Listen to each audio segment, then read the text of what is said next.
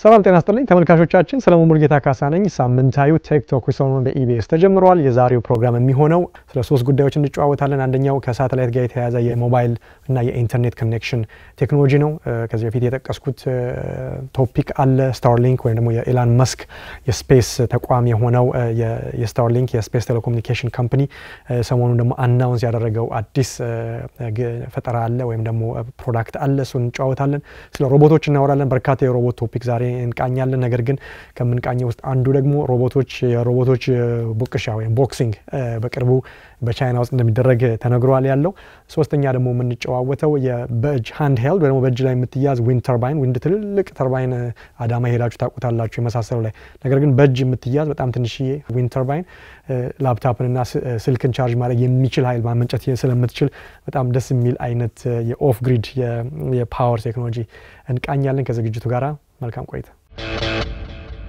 ስታርሊንክ ከዚህ በፊት በብዛት ቶፒኩን ጠቅሼ ወደናንተ አምጥቼ ተነጋግረናል ስታርሊንክ በታዋቂው የቴክ አንትረፕረነር እና ቢሊዮነር ኤላን መስክ የተቋቋመ የስፔስ ቴሌኮሙኒኬሽን ተቋም ነው ይሄ ተቋም ከላውንች ከተደረገበት ጊዜ ጀምሮ በርካታ ሳተላይቶችን ወደ ኦርቢት በማስወንጨፍ ከዛ ላይ ሆኖ ኢንተርኔትን ቢም እንዲያደርግ ወይ ደግሞ ኢንተርኔትን ወደ መሬት አገልግሎት እንዲሰጥ ማድረግ የሚችል ተቋም ከሆነ እንግዲህ አሁን ጥቂት አመታትን አስቆጥሯል ኢንተርኔት እንደምታውቁት በምድር ላይ ከሆነ ታወር ተደርጎለት ሪሲቨር ተደርጎለት ከዛ በኋላ በአንቴና አማካኝነት በፍሪኩዌንሲ አማካኝነት ከአንዱ ወደ አንዱ በኬብልም አማካኝነት የተደረገ ዋይፋይ ዋየርለስ ኬብል የምንለው ብቻ ኢንተርኔት የሚሰራው በብዛት የምናውቀው ምድር ላይ ባለ የቴክኖሎጂ መሰረተ ልማት ነው ነገር ግን ኤላን መስክ ገጠር ውስጥስ ኬብል የሌለበትስ አንቴና ያልገባበትስ ሪሲቨር ያልገባበትስ ፍሪኩዌንሲ የሌለበትስ በሚል ለምንድነው ኢንተርኔትን ከአየር ላይ ሆነን ወደ መሬት ማንለቀው በሚል ስታርሊንክ ያንን እንግዲህ ሲያደርግ ቆይቷል ማለት ነው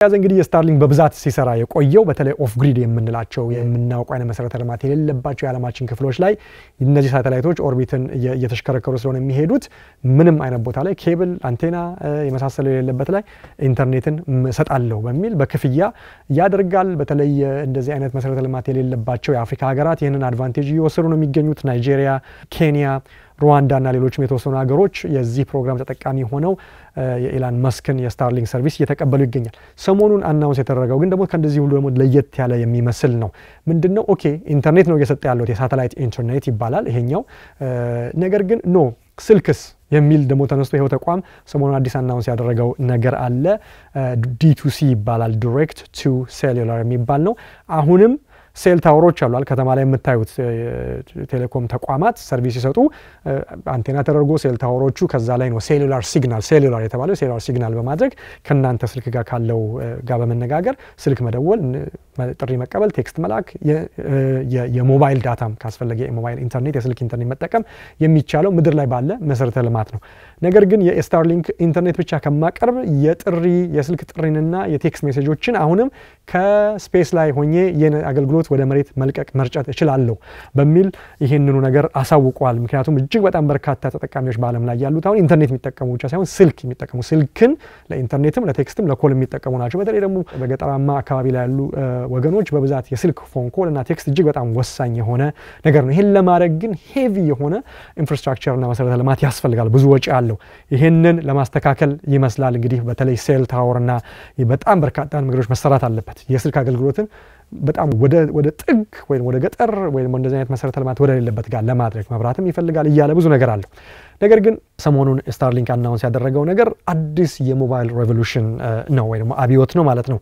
እና ምናልባትም የሴሉላር ቴሌኮሙኒኬሽን ሂደትን ፎርኤቨር ሊቀይር ይችላል የሚባልም እንግዲህ እይታን እየሰማን ነው የምንገኘው ይሄን ነገር ኤላን መስክ ተቋም ካስታወቀ በኋላ ስታርሊንክ ማለት ነው የሳተላይት ኢንተርኔት ቬንቸር ነው በዋናነት ነገር ግን አሁን ስማርትፎኖች ስፔሲፊክ የሆኑ የስማርትፎን ዲዛይኖች መሆን አለባቸው እነዚህ ስማርትፎኖች አሁን ሴሉላር ታወር በሌለባቸው አካባቢዎች ሃይክ እያደረጋችሁ ተራራ ላይ ብትሆኑ ገጠር ውስጥ ያለ ሰው ቢሆን ስልክ ጥሪን መመለስ ወይም ደግሞ የቴክስት ሜሴጆችን በዚሁ በሳተላይት አማካኝነት አንቴና በሌለበት ስፔሻል ዲቫይስ በሌለበት ምንም አይነት ሲግናል በሌለባቸው ቦታዎች ላይ ልክ ብዙ ጊዜ ስልካችሁን ይዛችሁ ገጠር ሲገቡ ሲግናሉ ሎስት ይሆን የለ እንደዛ አይነት ቦታ ላይ ስታርሊንክ ሰርቪስ ይሄን አደርጋለሁ ይሄን ማድረግ ጀምሬያለሁ የሚል ነገር ነው የሰማነው ማለት ነው በቅርቡ ነው ይሄንን ሰርቪስ ለመስጠት ስፔሻል የሆኑ ሳተላይቶችን አስመንጥቆ ነበር ስታርሊንክ ስለዚህ የሳተላይት ኢንተርኔት ፕሮግራም አማካኝነት ነገር ግን ይሄ አዲስ የተጨመረው ሰርቪስ D2C ይባላል direct to cell or direct to cellular ይባላል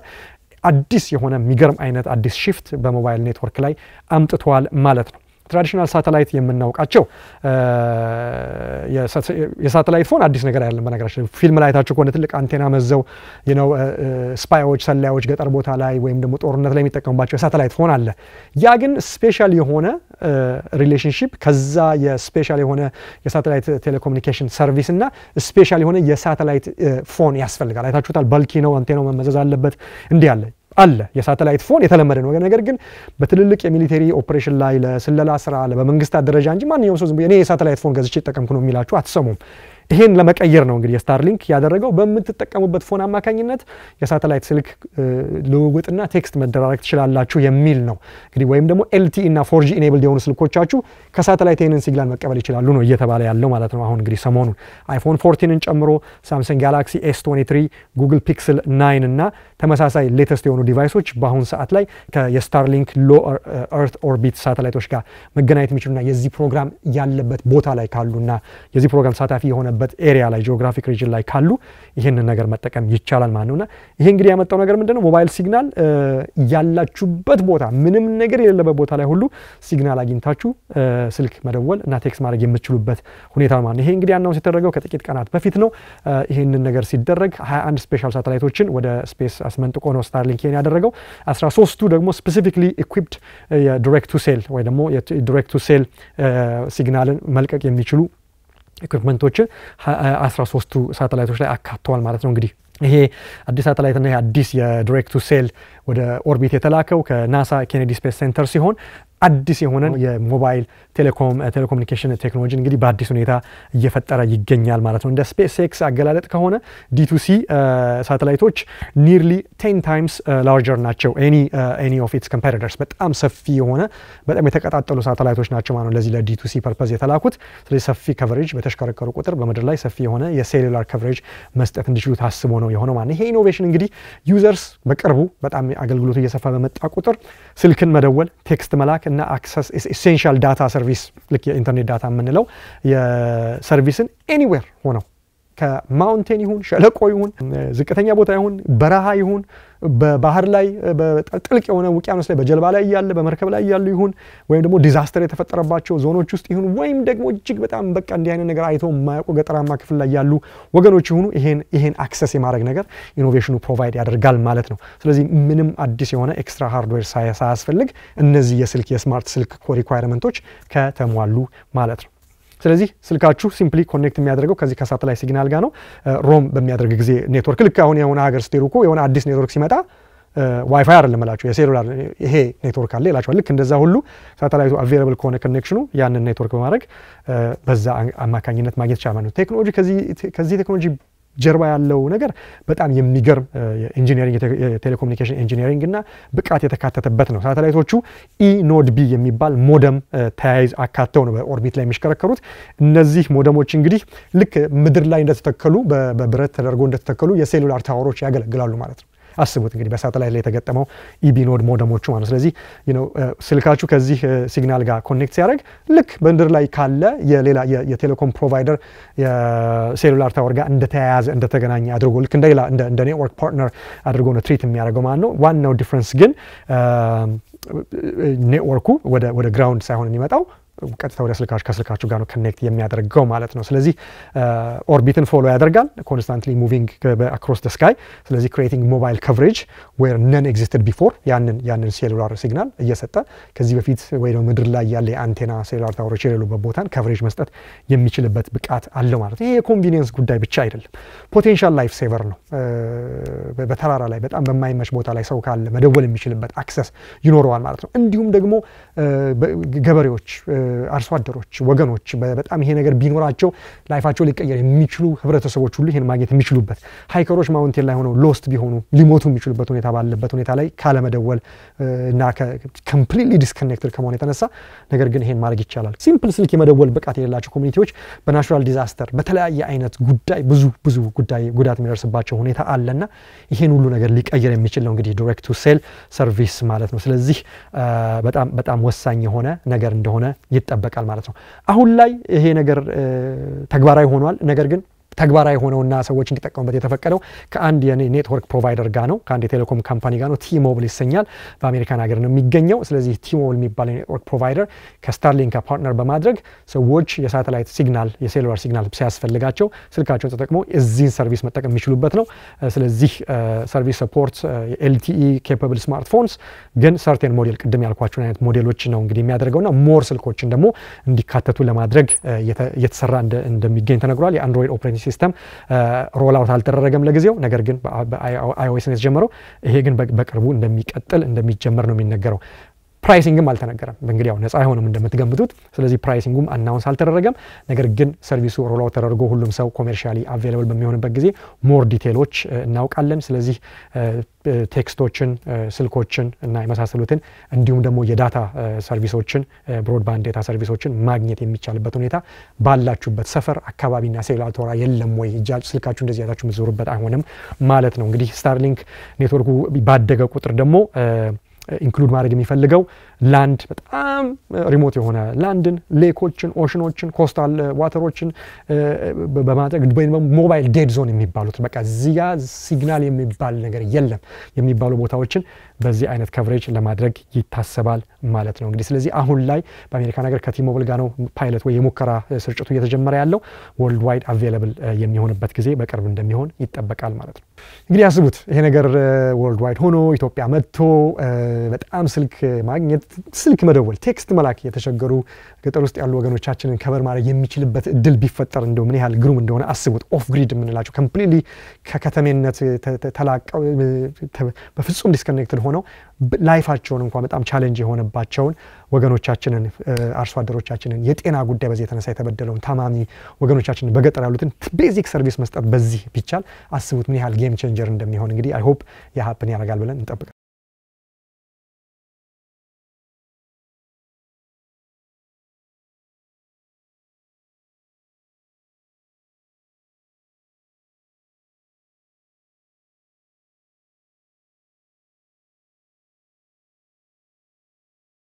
ብዙ ጊዜ ቦክስ የምንወድ ሰዎች አለን። ቦክስ ሰው ሲቧቀስ እናያለን። ትልቅ ጌም ነው፣ የተከበረ ስፖርት ነው፣ የታወቀና ለረጅም ጊዜ የቆየ ነው። ከሰው ልጅ ስልጣኔ ስፖርት የሚባል ነገር ከመጣበት ጊዜ ደግሞ ከግሪካውያን ፍልሚያ ከሁሉም ጨምሮ እስካሁን ድረስ የምናውቀው ነው ቦክስ። ግን ኢማጂን አንድ አፍታ አይ ሰው ብቻ ሳይሆን አሁን ሮቦቶች ቦክስ የሚያደርጉበት ደግሞ ነገር እየመጣ ነው፣ ሊጀመር ነው፣ የሮቦቶች የቦክሲንግ ውድድር ሊጀመር ነው ብላችሁ ምን ትላላችሁ?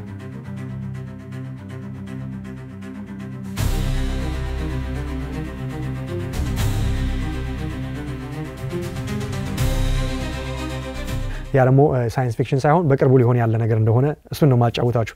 ሂዩማኖይድ ሮቦት ማለት ልክ እንደ ሰው ሁለት እጅ ሁለት እግር ያለው እና ወክ የሚያደርግ የሰው ተክለ ቁመና ያለው ማለት ነው። እና ይሄ የዚህ አይነት ሮቦት በሳይንስ ፊክሽን ላይ የምናየው አይሮቦት የመሳሰለው ነበር። አሁን ላይ ግን የዚህ አይነት ሮቦት ሪል ሆኖ በጣም በሚገርም ሁኔታ በርካታ ነገር እየሆነ ነው። አንዳንዶቹን ጠቅሳቸዋለሁ። ከቦክሱን ጀምር ብዬ ነው። ስለዚህ የቻይኒዝ ሮቦቲክ ካምፓኒ ዩኒትሪ ይባላል። ይሄ ካምፓኒ በቅርቡ አናውንስ ያደረገው ነገር ምንድነው? ቢልድ እያደረገ ዲቨሎፕ እያደረገ ያላቸው ሮቦቶችን የላይቭ ስትሪም በሚደረግ የቦክሲንግ ማች እንደሚያሳትፍ ተናግሯል። ቦክሲንጉ የሚሆነው በሁለት ሮቦቶች መካከል ነው፣ በአንድ ሮቦትና በሌላ ሮቦት መካከል ነው። እንግዲህ ይሄንን በቅርቡ እንደምናይ ተነግሮናል ማለት ነው።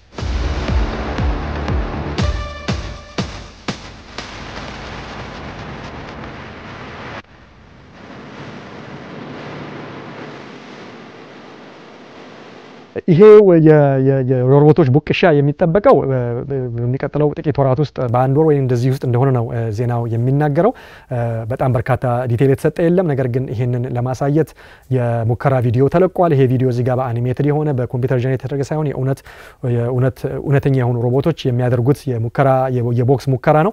ስለዚህ በኢንተርኔት ላይ በጣም በብዛት እየታየ ነው የሚገኘው ማለት ነው። ስለዚህ ይሄ ደግሞ የሚያሳየው ከፈኑ ሮቦት ተቧቀሰ ከሚለው ውጪ ከጀርባው ያለውን ቴክኖሎጂ አፕሪሺየት እንድታደርጉ ነው የሚያደርገው። የኤአይ ድሪቭን የሆነ ሞሽን ኮንትሮል ቴክኖሎጂ ምን ያህል ፈርደር እንደመጣ ምን ያህል ሩቅ እንደተጓዘ የሚያሳይ ነው ማለት ነው። እንግዲህ ይሄው እንግዲህ የሮቦት ፍልሚያ የሚሆነው በዩኒትሪ G1 ሞዴል የሚባል አለ 1.3 ሜትር ቁመት ያለው ቶል የሂዩማኖይድ ሮቦት መካከሉ ሲሆን በአጂሊቲ ወይ ደግሞ በጣም በሚገርም አይነት እንቅስቃሴውና ፍሌክሲቢሊቲው ይታወቃል። ይሄ የሆነ ያለው ሮቦት አቧቅሶ አንደኛውን አሸናፊ ለማለት ሳይሆን በምን ያህል በጣም ልክ እንደሰው ባለ የእንቅስቃሴ የእግር የእጅ የሰውነት እንቅስቃሴ ሮቦቶችን ምን ያህል ፑሽ ማድረግ ምን ያህል መግፋት እንደሚቻል ይሄን ብቃት በማየት ለሪሰርች ፐርፐዝ ነው ይሄ የሚደረገው ማለት ነው። ስለዚህ ይሄው የፕሮሞ ቪዲዮ እንደሚያሳየው እንግዲህ ፋይቱ ምን ሊመስል እንደሚችል ነው የሚያሳየው ማለት ነው። ኢን ዘ ፈርስት ሲን በመጀመሪያው ላይ G1 ሮቦት ስፓርስ ዊዝ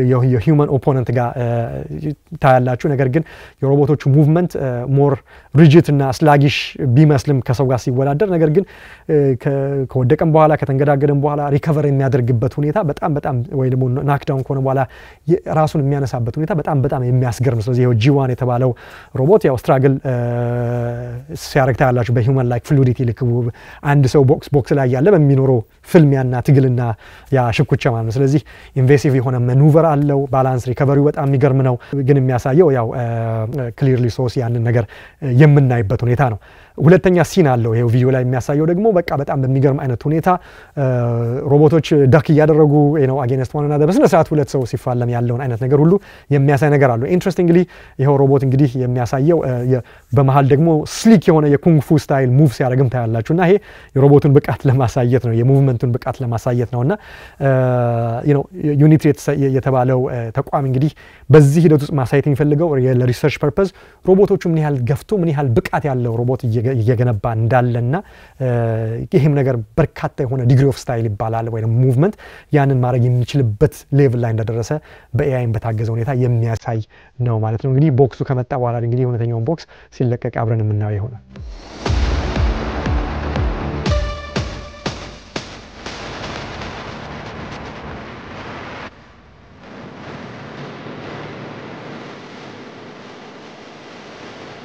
አሁን ስለ ሮቦት እንገራችሁና አሁንም ኢማጂን እንግዲህ አሁን ያለንበት ዘመን ምን ያህል እንደሚያስገርም እንድታስቡት እነዚህ ነገሮች በሙሉ በአኒሜሽን በተሰራ ሁኔታ ወይ በሳይንስ ፊክሽን ሙቪ ላይ የምናያቸው ነገሮች አሁን በአይናችን ስር የእውነት እየሆኑ ነውና another humanoid robot ልክ በሚገርም አይነት ፍሌክሲቢሊቲ እንደ ሰው ወክ ከማድረግም ባለፈ አክሮባሲ ሰራ ብታዩት ምን ትላላችሁ? እና አሁን ደግሞ ቦስተን ዳይናሚክስ የተባለው የሮቦቲክስ ምርምር ተቋም አትላስ የሚባለውን የሂውማኖይድ ሮቦት ይሄን እንዲያደርግ ነው ያደረገው ሰሞኑን በአዲስ በለቀቀው የሮቦቲክ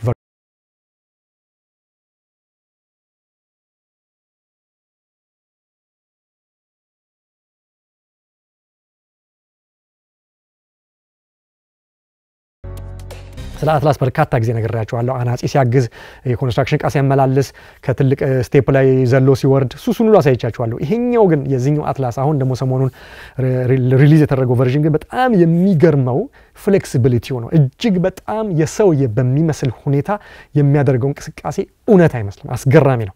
በፉሊ ኤሌክትሪክ ነው የሚሰራው። ሪማርካብል የሆነ አስገራሚ የሆነ አጂሊቲ፣ ፍሌክሲቢሊቲ፣ ሙቭመንት ሰው በቃ በስነ ስርዓት መስሎ የሰለጠነለት ሰው ወይ ደግሞ መስሎ የለመደለት ሰው ያለውን አይነት እንቅስቃሴ ዎክ ማድረግ፣ ራን ማድረግ፣ ክራል ማድረግ ካርትዊል የምንለው እና ኢቭን ብሬክ ዳንስ ያደርጉሉ ታያላችሁና ይሄ በሮቦት ዘንድ መቻሉ በጣም የሚያስገርም ነው። ኢቭን ዎክ ሲያደርግ በጣም ፋስት ዋከር መሆን ይችላል። 9 ኪሎ ሜትር በሰዓት ዎክ ማድረግ ይችላል። 28 ዲግሪ ኦፍ ፍሪደም አለው።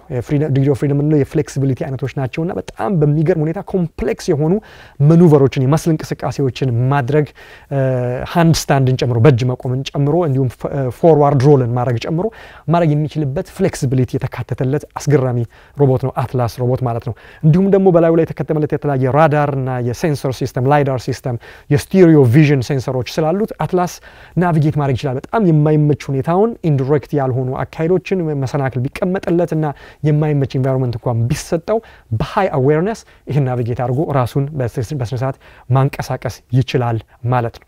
የአትላስ ኢምፕሬሲቭ ሙቭመንት የተላበሰው አሁንም ከሮቦቲክስ ጀርባ ያለው የኤአይ ጉዳይ ነው። በኤአይ ሪኢንፎርስመንት ለርኒንግ የሚባል ዘርፍ አለ በኤአይ ውስጥ። ይሄ ማለት ምን ማለት ነው? ሮቦቶች ወይም ደግሞ የኤአይ ሞዴል ነገሮችን የሚማረው በትራያል ኤንድ ኤረር ማለት ነው። ይወድቃል፣ ይነሳል፣ ከዛ ያን ሙቭ ያስተካክላል። ልክ አትሌትን እንደምታሰለጥኑት ማለት ነው። አትሌት ወድቆ ተሰብሮ ተጋግጦ ነው አይደል? ልክ እንደዛ ሁሉ በኤአይ ሪኢንፎርስመንት ለርኒንግ አማካኝነት በትራያል ኤንድ ኤረር ያስተካከለ ወደዚህ ሌቭል ኦፍ አኪዩሬሲ ራሱን ጋይድ አድርጎ ማድረግ በሚችለው ነው። ስለዚህ ዳታንን በመውሰድ ከሂውማን ሞሽን ካፕቸር ላይ በመውሰድ ያን በማቀናበር ራሱን የሰውን እንቅስቃሴ ሚሚክ አድርጎ የሚሰራበት ሁኔታ ነው ማለት ነው። በዚህ አፕሮች አማካኝነት እንግዲህ አትላስን ያላበሱት ብቃት ምንድነው? ፍሉድ በጣም ስሙዝ የሆነ ምንም ይሄ ብዙ ጊዜ ሮቦት ዳንስ የሮቦት ዋክ ይባላል። በጣም ሮቦቶች ብዙ ጊዜ እንቅስቃሴያቸው እንደዛ ስለሆነ ይሄ ግን ፍሉድ ስሙዝ ነው፣ እንደ ሰው ነው የሚመስለውና በዛ አይነት አክሽን ውስጥ እንግዲህ እስከ ዳንስ ሩቲን ድረስ ያሳያችሁ ማለት ነውና በጣም የሚገርም አቺቭመንት ነው እንግዲህ ለሮቦቶች ማለት ነው። እንግዲህ አትላስ ይሄም አሁን ቴስት እየተደረገ ያለው በጣም ሰፋፊ የሆነ ስራ ውስጥ እንዲገባ ነው የታሰበው። ኢንዱስትሪያል ሴቲንግ እና የማኒፋክቸሪንግ ሴቲንግ የፋብሪካ ሴቲንግ ውስጥ ገብቶ በጣም በርካታ ስራ እንዲሰራ ይታሰባል ማለት ነው። እንዲሁም ሃንዳይ የተሰኘው የመኪና አምራች ተቋም ይህንኑ አትላስን ዲፕሎይ ለማድረግ ለማኒፋክቸሪንግ ስራ ውስጥ ፋክተሪዎች ውስጥ ቢልዲንጎች ውስጥ እና በተለያዩ አይነት ስራዎች ውስጥ ለማድረግ ከቦስተን ዳይናሚክስ ጋር በመተባበር ወደ ስራ ውስጥ እንዲገባ ለማድረግ እንግዲህ እንቅስቃሴ ሁሉ የተጀመረበት ሁኔታ አለ።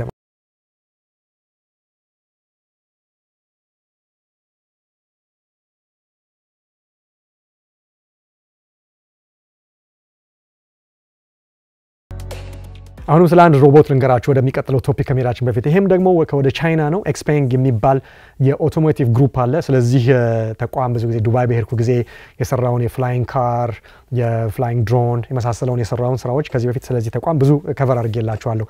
ዛሬ የማሳያችሁ ደግሞ ይሄው ተቋም ደግሞ ወደ ሮቦቲክስ ውስጥ ገብቷልና ከዚህ ጋር በተያያዘ የሰራውን ሮቦት ነው የማሳያችሁ ማለት ነው።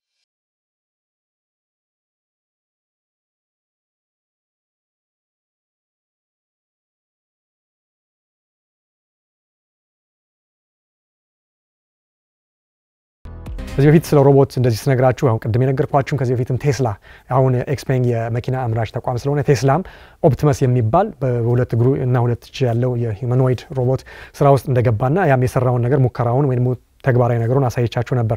አሁን ደግሞ የቻይናው ኤክስፔንግ አሁንም የሰራው ደግሞ በጣም በሚገርም ሁኔታ አይረን የተሰኘ ሮቦት በዚሁ ተቋም ተሰርቶ በጣም በሚያስደንቅ ሁኔታ በርካታ ነገሮችን አድቫንስድ የሆነ ስኪል ያለውን ነገር ነው እንግዲህ አናውንስ ያደረጉት ማለት ነው። ይሄው አይረን የተሰኘው የሂውማኖይድ ሮቦት እንግዲህ ሌተስት ፕሮዳክቱ አሁን ሰሞኑን የታየው አርቲፊሻል ኢንተለጀንስ አሁን በማካተት በጣም የሚያስገርም እንደሰው ያለ ሞቢሊቲ እና አድቫንስድ የኦቶሞቲቭ ቴክኖሎጂ ተካቶለታል። በተለይ ደግሞ ይሄኛው የታሰበው ፋብሪካ ውስጥ ላለ የማኒፋክቸሪንግ ስራ ነው እንግዲህ እየተሰራ ያለው ማለት ነው። ቁመቱ አንድ አቨሬጅ ወንድ ያለው ወይ አንድ ሰው ያለው ቁመት ነው 1 ሜትር ከ76 70 ኪሎ ግራም ይመዝናል ማለት ነው። ይሄም አቨሬጅ የሆነ ሰው ያለው ኪሎ ሊሆን የሚችል ነው ማለት ነው። ስለዚህ ዩዚንግ አፕ 60 ያህል መገጣጠሚያዎች አሉት ማለት ነው። 200 ዲግሪ ኦፍ ፍሪደም አለው ይሄኛው እንግዲህ አስቡት 60 ጆይንቶች ተደርገውለት 200 ዲግሪ ኦፍ ፍሪደም አለው እና እንዲሁም 22 ዲግሪ ኢን ሃንድ ሙቭመንት ብቻ የእጁ ሙቭመንት ብቻ። አሁን እኛ ከዚህ 360 ዲግሪ ማዞር አንችልም አይደል? ይሄኛው 360 ዲግሪ ይዞራል። በጣም የሰው እንኳን መስልና ጆይንት ማድረግ የማይችላቸው ሙቭመንቶች ሁሉ ተካተውለታል ማለት ነው። ለአኩሬት ለሆነ ኦብጀክት ሃንድሊንግ ማለት ነው።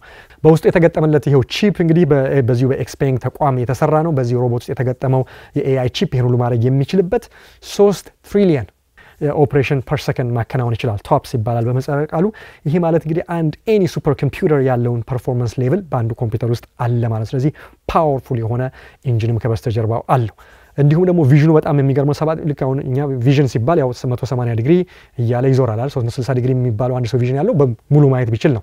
እንግዲህ ሰው የሚያየው እንግዲህ ምን ያህል እንደሆነ ይለካና ይሄን ያህል ዲግሪ ነው ቪዥን ይባላል። 180 የምናይ አይመስለኝም እኛ ከዛ ያነሰ ይመስለኛል። የአይረን የቪዥን 720 ዲግሪ ነው። ስለዚህ በሚገርም አይነት ኢግል አይ በሆነ ቪዥን መልታይ ዲሜንሽናል የሆነ ቪዥዋል ብቃት ስላለው እንግዲህ superior የሆነ environmental awareness through an AI core system እና identical በሆነው የኤክስፔንግ የአውቶኖመስ ቬሂክሎች ላይ ደግሞ ሰው አልባ መኪናዎች ላይ ያለው አይነት awareness እንዲኖረው ተደርጎ ነው የተካተተለት ማለት ነው። ስለዚህ ሮቦቲክ ቴክኖሎጂን ስማርት ሞቢሊቲን እንዲሁም ደግሞ በሲንግል ኢንተርፌስ አማካኝነት በዚህ ሮቦት ላይ የምናየው ብቃት ነው ማለት ነው። የኤክስፔንግ የኤሌክትሪክ ቬሂክል ኦፕሬሽናል ፓርቶቹም እና የፕሮዳክሽን ላይ ነው መኪና ሲያመርቱ ይህንን ሮቦት ኦልሬዲ መጠቀም እንደጀመሩ ነው እንግዲህ የተነገረው። ስለዚህ አክቲቭ ኮምፖነንት በማቅረብ እንዲሁም ደግሞ ኤክስፐሪመንታል ስታተስም አልፎ ከሙከራም አልፎ ፋብሪካዎቻቸው መኪናዎቻቸው መገጣጠሚያ ላይ ስራ እያገዛቸው እንደሆነ ነው እንግዲህ ኦልሬዲ እያየን ያለ ነው፣ በዜናም እየተነገረ ያለው ማለት ነው። ስለዚህ ይሄው ኤክስፔንግ የተሰኘው ተቋም አይረንን እንዲሁም መልቲፕል ለሆኑ ኢንዱስትሪዎች ከመኪና መገጣጠሚያም ውጪ ለሪቴል፣ ለኦፊስ ስፔሶች ከፋብሪካ ሴቲንግ ውጪ ሬዚደንሻል ኤሪያዎች ላይ ለጥበቃ፣ ለኬር ቴኪንግ፣ ለባለሟልነት ሁሉ ለመጠቀም በጣም በርካታ ዩዝ ኬሶችን በማድረግ በጣም ከፍተኛ የሆነ ሙከራና ሂደት ላይ ሪሰርች ላይ ይገኛል ማለት ነው። እንግዲህ ኮምፒቲሽኑ በጣም ሰፊ የሆነ እንደሆነ እንግዲህ ታያላችሁ። የሮቦት ጉዳይ የሂውማኖይድ ሮቦት ጉዳይ ከሙከራ ከሳይንስ ፊክሽን ወጥቶ ወደ ፕራክቲካል ነገር እየገባ ነው። የቴስላ ኦፕቲመስ ትልቁ ተፎካካሪ እንደሚሆን ይጠበቃል ኤክስፔንግ። ነገር ግን ሌሎች ቦስተን ዳይናሚክስም አትላስ አለ፣ ሌሎችም በርካታ የሮቦት ተቋማት ቻይና ውስጥም የሚገራርሙ የሮቦት ተቋማቶች አሉ፣ የሮቦቲክስ ተቋማቶች። ስለዚህ ፍክክሩ እያየለ ስለሚሄድ በርካታ ሮቦቶች የዚህ አይነት ሮቦቶች ስለሚኖሩ ዋጋቸውም እየቀነሰ ሄዶ የኮሜርሻል ዩዝ ላይ በብዛት የምናይበት ጊዜ ሩቅ እኔ አይመስለኝም። የሮቦቱ ፐርፎርማንስ ከቴክኖሎጂ ጋር ኢንቴግሬሽን እና ሜጀር ከሆነ አድቫንስመንት ጋር እንግዲህ የሚያሳየው የስማርት ሞቢሊቲ ሲስተም እና የሮቦቲክስ በሰው ልጆች ውስጥ ገብቶ የማገዝ እና በእኛ ህይወት ውስጥ የመገኘታቸው ነገር በጣም የቅርብ ርቀት ላይ ያለ ነገር እንደሆነ የሚያሳይ ነው።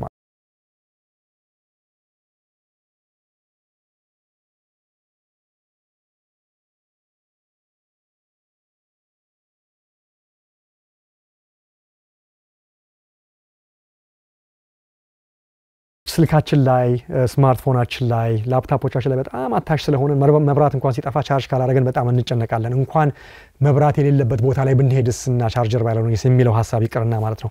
እና እንዲህ ያለ ነገር ሪላብል የሆነ ፖርት ለዛ ነው አሁን የፓወር ፓኮች አሉን አይደለም፣ ይዘን እንገዛለን፣ ጁስ አድርገን ቻርጅ አድርገን ከሱ ላይ እንሰካለን፣ እሱም ያልቃል፣ እሱን ለመሰካት መሄድ አለብን። እንዲህ አይነት ነገሮች በብዛት እናደርጋለን። ምክንያቱም ያለንበት ዘመን የዲጂታል ዘመን ስለሆነ ሁሉ ነገራችን ላይፋችንም ስራችንም ብዙ ነገራችን የተያያዘው ከሞባይል ዲቫይሶቻችንና ከላፕቶፖቻችን ጋር ነው። ስለዚህ ይሄ ነገር በጣም ሲሪየስ ነው። ይሄንን ያየ አንድ ስታርታፕ ተቋም መፍትሄ አለኝ ብሎ መጥቷል። ስለዚህ ቱር ለምታረጉ፣ ሃይክ ለምታረጉ፣ ተራራ ላይ ሄዳችሁ ለምታድሩ፣ መብራት ላይ የሌለበት ቦታ ላይ በርካታ ቀን ለምታሳልፉ ለመሳሰላችሁት በሙሉ በሚል ሻይን የተሰኘ ስታርታፕ 3-in-1 የሚባል ፖርታብል የዊንድ ተርባይን ቴክኖሎጂ ይዞ መጥቷል። ዊንድ ተርባይንን ስናስብ ብዙ ጊዜ የምናስበው በጣም ግዙፍ ነገር ነው አይደለም። አዳማ ያለፋችሁ ሰዎች ታውቃላችሁ ተርባይኖቹን አይደለም።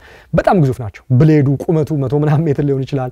ከዛ እያንዳንዷ ብሌድ ስንትና ስንት ሜትር ነው። ስለዚህ ሄዳችሁ ተጠገጣችሁ ስታዩት በመኪና ስታልፉ ትንሽ ይመስላል። አጠገቡ ቆማችሁ ስታዩ ግን የግዝፈቱን ነገር ዊንድ ተርባይን ማለት ይሄ ነው።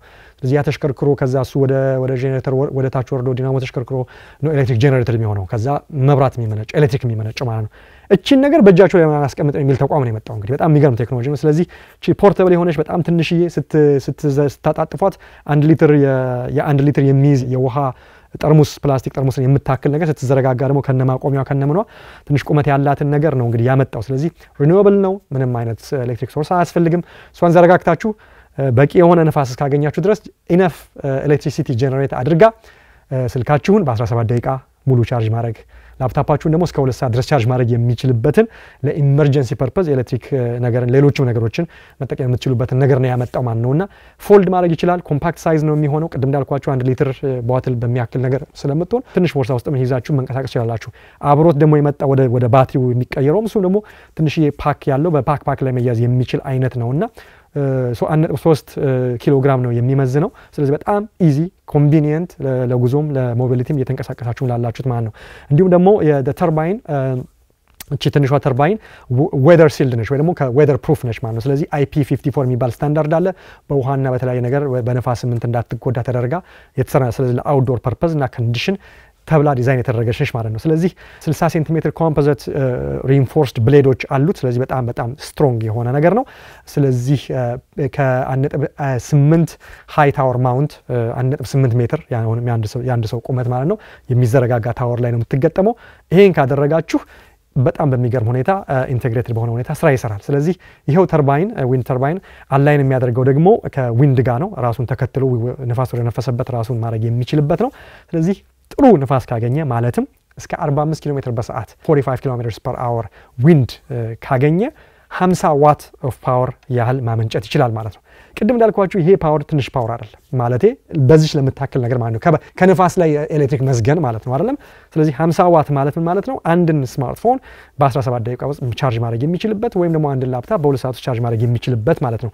ነገር ግን ያን ያህል ንፋሱን ላይ አይገኝም ተብሎ እንኳን እስከ 12 ኪሎ ሜትር ፐር አወር እንኳን ብሪዝ ኖርማል ይሄ ኤኒ ታይም ማግኘት የምትችሉት አይነት ንፋስ ነው። ይሄን ማግኘት ከቻለ ስልካችሁን በጥቂት ሰዓታት ላፕቶፓችሁን እስከ 72 ሰዓት ባለው ውስጥ ራሱ ቻርጅ ማድረግ ይችላል። ኖርማል ቀን በሚባል ላይ ያን ብታደርጉት ያን ማድረግ ይችላል። ስለዚህ አስቡት ካምፒንግ ብትሄዱ ተራራ ላይ ብትሄዱ ምንም ኤሌክትሪክ በሌለበት ሁኔታ ላይ ብትሄዱ ይሄ ራሱ ይጠቅማል። 45 ኪሎ ሜትር በሰዓት ማግኘታችሁ ይቅርና በጣም ኖርማል በሚባል ጀስት ኖርማል ንፋስ በሚባል ላይ ራሱ ስቲል አድርጎ ረዘም ያለ ጊዜ ቢሆንም ስልካችሁን ቻርጅ ማድረግ የሚችልበት ብቃት አለው ማለት ነውና ይሄ የሪኒዌብል ኤነርጂ ጉዳይና በተለይ ኦፍ ግሪድ የሚባለው ነገር ሁሉ ጊዜ ስናስበው ኦፍ ኮርስ አሁን ተራራ ስለመውጣት ጫካ ውስጥ ሄዶ ሃይክ ስለማድረግ አይደለም። ነገር ግን በጣም የሚያስፈልጋቸው ሰዎች ደግሞ አሉ። በጣም የገጠር ውስጥ ያሉ የኢመርጀንሲ ስራ ላይ የተሰማሩ የጤና ባለሙያዎች እና በርካታ አሉና እንደዚህ አይነቱ ዲቫይስ እና እንደዚህ አይነት የመሳሰሉ ሚኒ ኦፍ ግሪድ ነገሮች በብዛት ይሄ የሚያስፈልጋቸው ሰዎች ላይ መቀመጥ ቢችል በርካታ ላይፍ ነው ያቀላል። እኛ ሁሉ ጊዜ ስልክ ስላለን መብራት ስላለን ቻርጅ ስለማና ኢንተርኔት ስላለን ጥቅሙ የምንጠቀምበት ነገር ብዙ ነገር ለማይረባ ነገር ስለሚሆን ጥቅሙ አይታየንም። ነገር ግን የስልክ ጉዳይ የቴክስት ጉዳይ ኤሌክትሪክ የማግኘት ጉዳይ የላይፍን የሞትና የህይወት ሽረት የሆነባቸው በርካታ ሰዎች አሉ። የላይፍ የድህነትና ደህና ኑሮ የመኖር ጉዳይ የሆነባቸው በርካታ ወገኖች በተለያየ ዓለም ላይ ተበትነው ያሉ በሀገራችንም እንደዚሁ በብዛትና ያለው ቴክኖሎጂ ጥሩ ነው ያነቃቃል ብዬም ስላሰብኩ ነው ለእናንተ ያመጣሁት ማለት ነው።